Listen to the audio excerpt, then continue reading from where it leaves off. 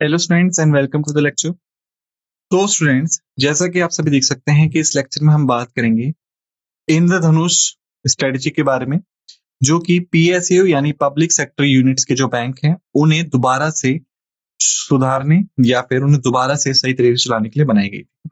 इस लेक्चर में हम देखेंगे इंद्रधनुष स्ट्रेटजी से परिचय को, उसके 7 तत्वों में शामिल नियुक्तियों, बैंक बोर्ड ब्यूरो, पूंजीकरण, जोखिम नियंत्रण उपाय और एनपीए प्रकटीकरण को मजबूत करना, सशक्तिकरण करना, जवाबदेही का ढांचा, शासन सुधार और अंत में हम देखेंगे इन सभी का सारांश। ठीक है, लेकिन शुरुआत करने से पहले एक छोटा सा डिस्क्लेमर है हमारे पास, जो कि हमें यहाँ समझना बहुत जरूरी है। आज सभी का हमारे स्लाइड डेक में उपयोग की गई छवियां केवल शैक्षिक उद्देश्यों के लिए। हम इन छवियों के मूल रचनाकारों और मालिकों के बौद्धिक संपदा अधिकारों का सम्मान करते हैं। यदि आप इस डेक में उपयोग की गई किसी भी छवि के मालिक हैं और आपकी कोई चिंता या समस्या है, तो कृपया हमसे sathi@iitk.ac.in पर संपर्क करें और हम इन छवियों को हटा दें। सबसे पहला हम देखते हैं परिचय। इंद्रधनुष रणनीति पीएसयू बैंकों को पुनर्जीवित करने के लिए। सार्वजनिक क्षेत्र के बैंक भारत की अर्थव्यवस्था में महत्वपूर्ण भूमिका निभाते हैं, लेकिन पिछले कुछ वर्षों में पीएसपी के लिए लाभप्रदता कम हो गई है, मुख्य रूप से पुनर्गठित परियोजनाओं के लिए प्रावधानों के साथ साथ सकल एनपीए के कारण।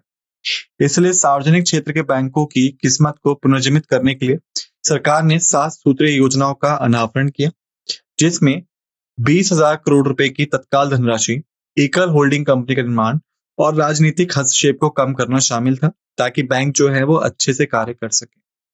सरकार ने इसे इंद्रधनुष नाम लिया क्योंकि इसमें 7 तरह की चीजें शामिल थी, जिसमें व्यापक स्तर की नियुक्तियों के लिए और एक बैंक बोर्ड ब्यूरो की स्थापना और एक प्रदर्शन आधारित निगरानी तंत्र भी शामिल है। रणनीति इंद्रधनुष राज्य द्वारा संचालित ऋणदाताओं में प्रणालीगत परिवर्तनों पर केंद्रित है, जिसमें भर्ती पर एक नई दृष्टि, पोले हुए ऋणदाताओं को तनाव मुक्त करने के लिए एक व्यापक योजना, पूंजी निवेश, उच्च पुरस्कार सहित स्टॉक विकल्प और शासन की सफाई के साथ जवाबदेही प्रोत्साहन शामिल है। 7 एलिमेंट्स जो कि इंद्रधनुष में आते हैं। पहला है नियुक्तियां, बैंक बोर्ड ब्यूरो, पूंजीकरण, सार्वजनिक क्षेत्र के बैंकों का तनाव कम करना, सशक्तिकरण, जवाबदेही की रूपरेखा, शासन सुधार। अब आइए प्रत्येक तत्व पर विस्तार करें। सबसे पहला है अपॉइंटमेंट। सरकार ने अध्यक्ष और प्रबंधन निदेशक के पद को अलग करने का निर्णय लिया है, जिसमें यह निर्धारित किया गया है कि आगामी रिक्तियों को भरने के लिए सीईओ को एमडी एंड सीईओ का पदनाम मिलेगा और एक अन्य व्यक्ति को पीएसपी का गैर कार्यकारी अध्यक्ष नियुक्त किया जाएगा। यह दृष्टिकोण वैश्विक सर्वोत्तम प्रथाओं और कंपनी अधिनियमों में दिशा निर्देशों के अनुसार उचित जांच और संतुलन सुनिश्चित करने के लिए आधारित है। निजी क्षेत्र के उम्मीदवारों को भी Punjab national bank, bank of Baroda, bank of India, IDBI bank और केनरा बैंक जैसे 5 शीर्ष बैंकों में एमडी एंड सीईओ पद के लिए आवेदन करने की अनुमति दी गई थी। फिर आता है हमारा दूसरा बैंक बोर्ड ब्यूरो। तो बैंक बोर्ड ब्यूरो, जिसे बीबीबीबी कहा जाता है, बीबीबीबी प्रतिष्ठित पेशेवरों और अधिकारियों का एक निकाय होगा, जो पीएसपी के पूर्णकालिक निदेशकों और गैर कार्यकारी अध्यक्ष की नियुक्ति के लिए नियुक्ति बोर्ड की जगह लेगा। वह सभी पीएसपी के निदेशक मंडल के साथ लगातार जुड़ेंगे, ताकि उनकी वृद्धि और विकास के लिए उपयुक्त रणनीतियों का निर्माण किया जा सके। बीबीबी में अध्यक्ष और 6 अन्य सदस्य होंगे, जिनमें से 3 अधिकारी और 3 विशेषज्ञ होंगे, जिनमें से 2 अनिवार्य रूप से बैंकिंग क्षेत्र से ही होंगे। फिर आता है हमारा कैपिटलाइजेशन। वर्तमान में पीएसपी पर्याप्त रूप से पूंजीकृत है और सभी बेसल 3 और आरबीआई मानदंडों को पूरा कर रहे हैं। हालांकि भारत सरकार सभी बैंकों को पर्याप्त रूप से पूंजीकृत करना चाहती है, ताकि बेसल 3 के न्यूनतम मानदंडों से ऊपर एक सुरक्षित बफर बनाया जा सके। अधिकारी के अनुसार वित्तीय वर्ष 2019 तक अगले 4 वर्षों के लिए अतिरिक्त पूंजी की आवश्यकता लगभग 1,80,000 करोड़ होने की संभावना है। हालांकि अभी तक भी ये इसी के आसपास है, तो इसमें कुछ ज्यादा अपडेट की जरूरत है नहीं। यह अनुमान वर्तमान के लिए 12 की क्रेडिट वृद्धि दर और बैंक के आकार और उनकी वृद्धि क्षमता के आधार पर अगले 3 वर्षों के लिए 12 से 15 की वृद्धि दर पर आधारित है। कुल आवश्यकता में से भारत सरकार 4 वर्षों के लिए बजटीय आवंटनों में से 70,000 करोड़ उपलब्ध कराने का प्रस्ताव करती है, जैसा कि नीचे दिए गए आंकड़ों के अनुसार है।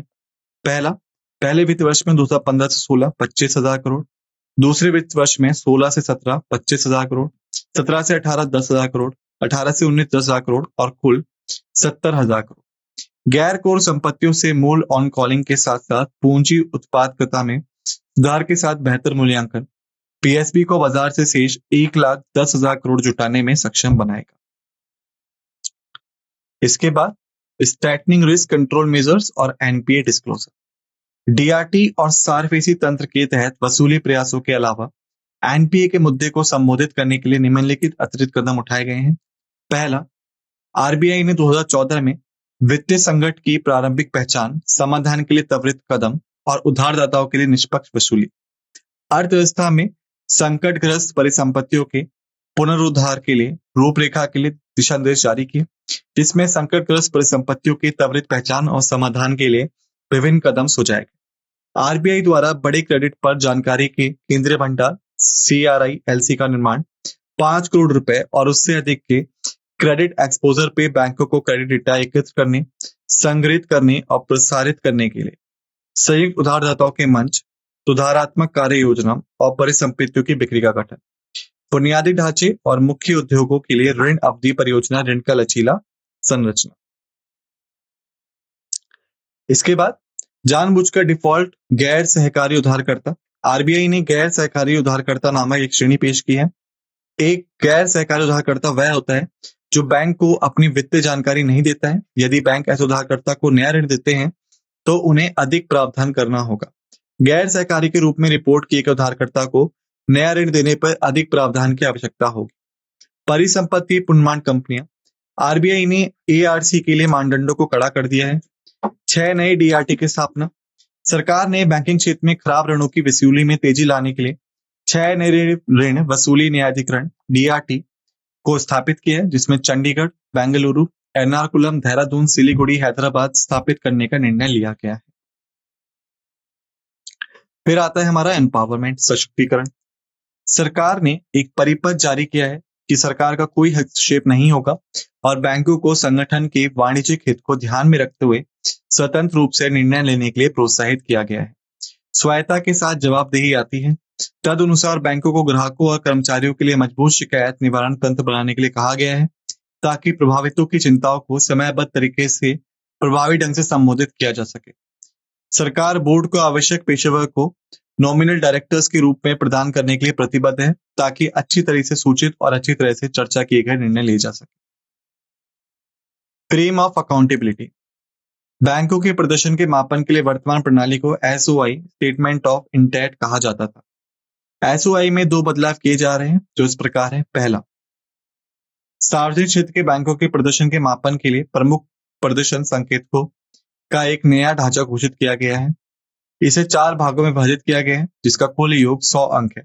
पूंजी उपयोग की दक्षता और व्यवसाय प्रक्रियाओं के विविधीकरण से संबंधित संकेतकों के लिए प्रत्येक को 25 अंक आवंटित किए गए हैं और एनपीए प्रबंधन और वित्तीय समावेशन की श्रेणी के तहत विशिष्ट संकेतकों के लिए प्रत्येक को 15 अंक आवंटित किए गए हैं। मापनीय योग मानदंडों के कुल अंक 80 हैं। शेष 20 अंक गुणात्मक मानदंडों के मापन के लिए आधारित हैं, जिसमें परिसंपत्ति गुणवत्ता में सुधार के लिए उठाए गए रणनीतिक पहल, पूंजी को सुरक्षित करने के लिए किए गए प्रयास, एचआर पहल और भारी क्रेडिट रेटिंग्स में सुधार शामिल है। फिर आता है हमारा गवर्नेंस रिफॉर्म। शासन सुधारने की प्रक्रिया ज्ञान संगम से शुरू हुई। पुणे में आयोजित पीएसपी और एफआई का सम्मेलन, 6 विभिन्न विषयों पर फोकस समूह चर्चा हुई, जिसके परिणाम स्वरूप पूंजी का अनुकूलन, प्रक्रियाओं का डिजिटलीकरण, जोखिम प्रबंधन को मजबूत करना, प्रबंधकीय प्रदर्शन में सुधार और वित्तीय समावेशन पर विशिष्ट निर्णय लिए गए। बैंक बोर्ड ब्यूरो के स्थापना का निर्णय, जिसे बाद में माननीय वित्त मंत्री के बजट भाषण में घोषित किया गया, ज्ञान संगम की सिफारिशों से आया। ज्ञान संगम की सिफारिशों में जोखिम प्रबंधन प्रथाओं को मजबूत करना शामिल था। प्रत्येक बैंक ने बैंक के मुख्य जोखिम अधिकारी के रूप में एक वरिष्ठ अधिकारी को नामित करने पर सहमति व्यक्त की। मुख्य जोखिम अधिकारियों के लिए एक विशेष प्रशिक्षण कार्यक्रम हाल ही में centre for advance financial research and learning द्वारा आयोजित किया गया था। सरकार बैंकों के साथ समीक्षा बैठकों और रणनीतिक समीक्षाओं के सत्र के माध्यम से लगातार जुड़ी हुई है। ध्यान एचआर प्रबंधन प्रथाओं में सुधार करने और बाधाओं को दूर करने पर है, ताकि बैंक सामान्य संसाधनों पर साझा कर सकें और एक साथ काम कर सकें। बैंकों के बोर्ड को सशक्त बनाने के लिए विभिन्न कदम उठाए गए हैं।